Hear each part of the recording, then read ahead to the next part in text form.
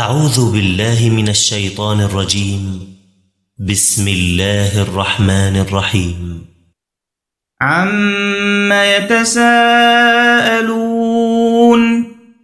عن النبأ العظيم الذي هم فيه مختلفون كلا سيعلمون ثم كلا سيعلمون ألم نجعل الأرض مهادا والجبال أوتادا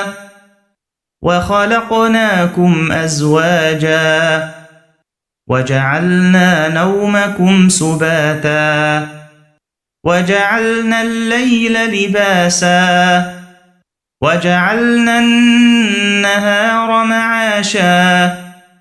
وبنينا فوقكم سبعا شدادا وجعلنا سراجا وهاجا وأنزلنا من المعصرات ماء ثجاجا لنخرج به حبا ونباتا وجنات ألفافا إن يوم الفصل كان ميقاتا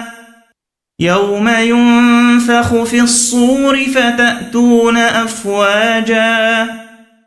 وفتحت السماء فكانت أبوابا وسيرت الجبال فكانت سرابا إن جهنم كانت مرصادا للطاغين مآبا لابثين فيها أحقابا لا يذوقون فيها بردا ولا شرابا إلا حميما وغساقا جزاء وفاقا إنهم كانوا لا يرجون حسابا وكذبوا بآياتنا كذابا وكل شيء أحصيناه كتابا فذوقوا فلن نزيدكم إلا عذابا إن للمتقين مفازا حدائق وأعنابا وكواعب أترابا وكأسا دهاقا لا يسمعون فيها لغوا ولا كذابا جزاء من ربك عطاء حسابا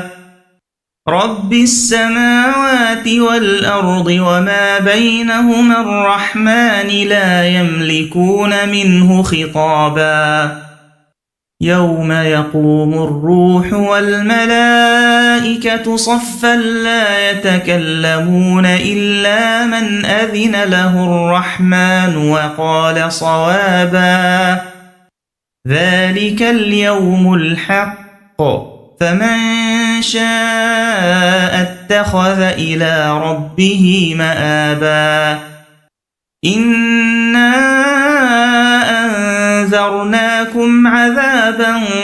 قريبا